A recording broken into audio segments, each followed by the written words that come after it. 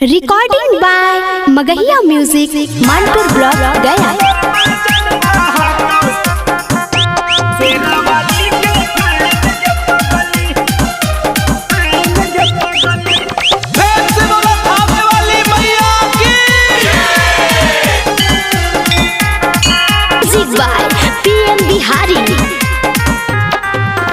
काकर तो जादू टोना हमरा डायन गे पगली, काकर तो जादू टोना हमरा डायन गे पगली।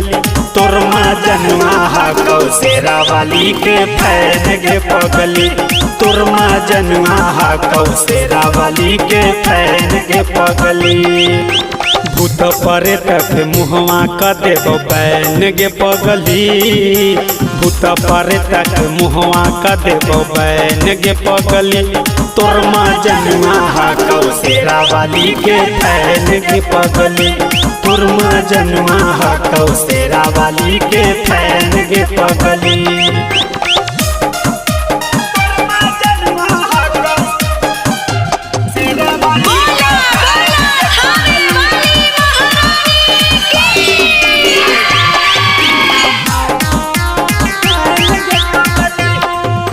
चढ़ते नवरात्र बैठा वही कलसा, 9 दिन होवा है मैया के जलसा। दुश्मन के पूरा होते नहीं मनसा, जेकरा पर बरसा है अमृत में बरसा। चढ़ते नवरात्र बैठा वही कलसा, 9 दिन होवा है मैया के जलसा। दुश्मन के पूरा होते नहीं मनसा, जेकरा पर बरसा है अमृत में बरसा। दुर्गा माई से जीते न कोई रैन गे पगली, दुर्गा माई से जीते न कोई रैन गे पगली।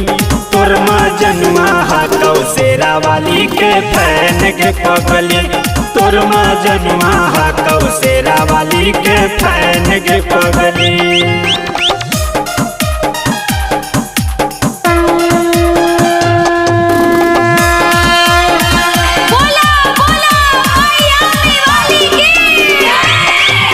Recording by Magahiya music Manpur block Gaya. Pinku जिया के घरे बोला वही, 10वीं के मैया के जागरण करा वही। 56 प्रकार के भोग लगा वही, भंडारा में खीर पूरी खिला वही। पिंकू जिया के घरे बोला वही, 10वीं के मैया के जागरण करा वही। 56 प्रकार के भोग लगा वही, भंडारा में खीर पूरी खिला वही। पीएम बिहारी बनल हो सुपरमैन गे पगली, पीएम बिहारी बनल हो सुपरमैन गे पगली।